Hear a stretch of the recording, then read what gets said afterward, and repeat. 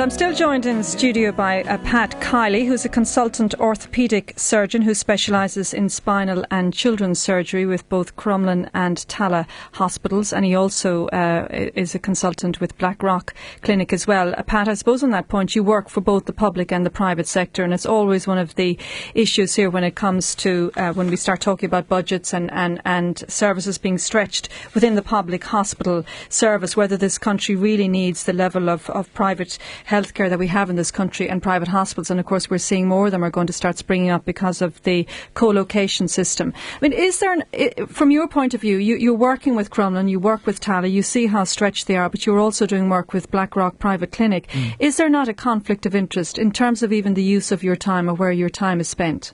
There's absolutely no conflict of interest as I would see it. I spent all my allocated hours and more that I'm contracted in the public service, working in the public service. And I don't look at a child any differently, I don't know whether they've got health insurance, VHI or whatever when they come to see me in Crumlin or wherever they may come. And I don't have there is nowhere else for children to go in this country other than the children's hospitals. There is no outlet through the private sector, if you like. The data from the HSE will show that up to 60 to 70% of the patients who attend both Temple Street and Crumlin are public. So the other 30% or thereabouts have private health insurance, so that's what they declare when they book into the hospital. It has no bearing on how my clinic consultation goes or on how I treat them afterwards.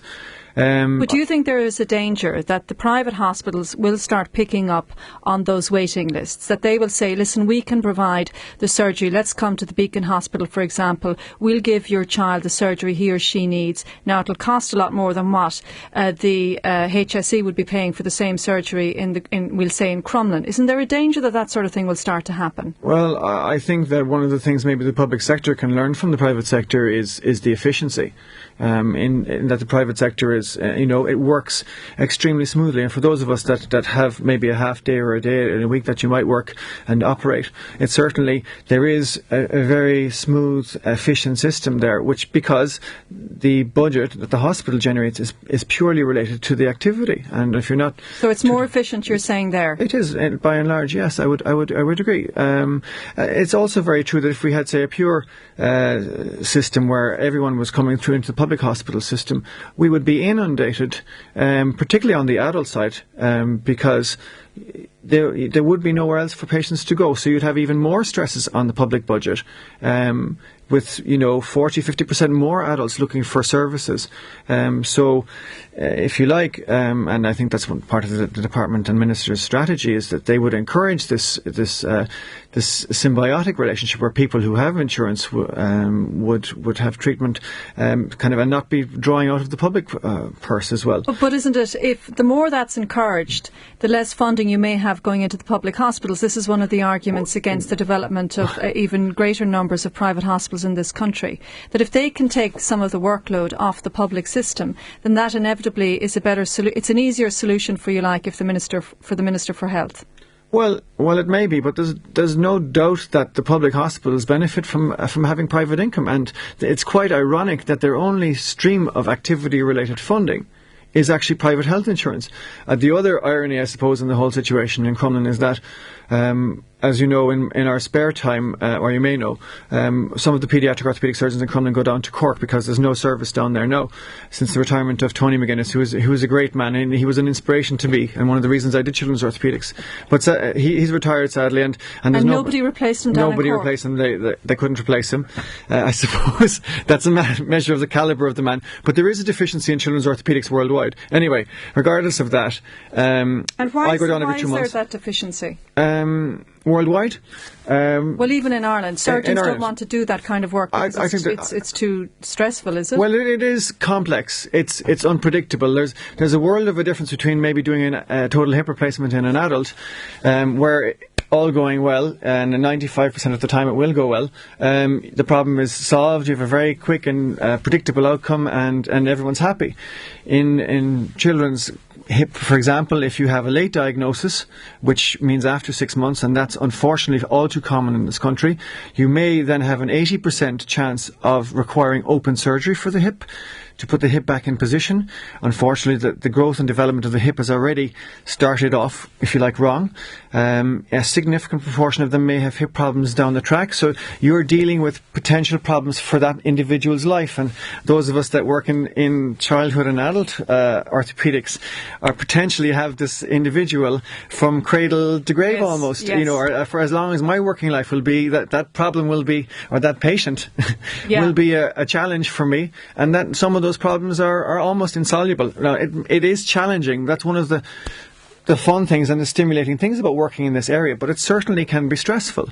And one of the reasons that maybe people don't want to go towards children's orthopaedics or children's services in general is, number one, it's less predictable in that terms. Number two, it takes probably longer training. To train, yes.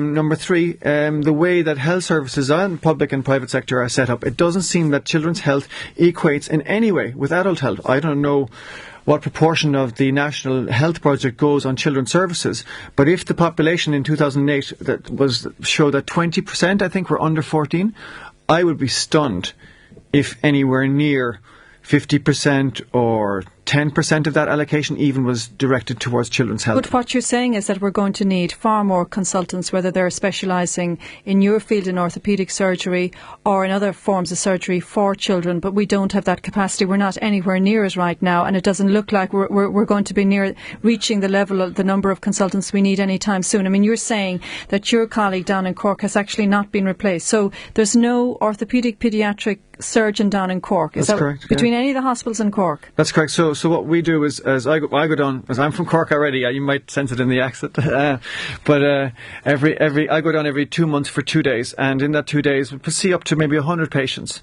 and maybe 10% of them will come back to Dublin for surgery. Now that's much preferable really to an extra 100 people having to travel, and you know how reluctant Cork people are to travel. That's right. It's much better than having, say, another 100 travelling to Crumlin and putting stress on already overstressed clinics.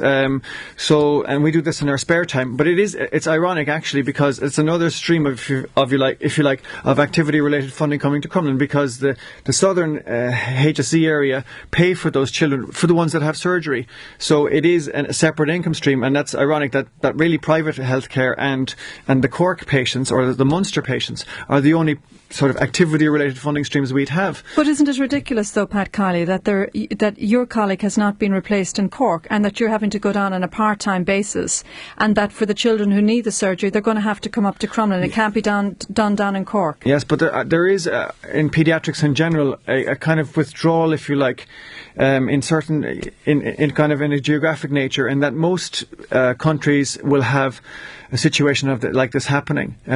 General hospitals are reluctant to take children under 5 and certainly under 1 because of it requires specialist anaesthetic, specialist nursing skills, and these are expensive skills and not easy to resource. And so, if you have stresses on your budget and you have natural wastage through time and retirement and whatever else, it's easier to allocate, if you like, the resources in another direction, and to perhaps the children's services will suffer. Again, unless you have a very dedicated funding system or resource system for children and exactly realising what children need. For example, for just picking up hip instability at birth, simple things like that. If you don't really dedicate to the population, to your young population, the resources, you're going to have problems.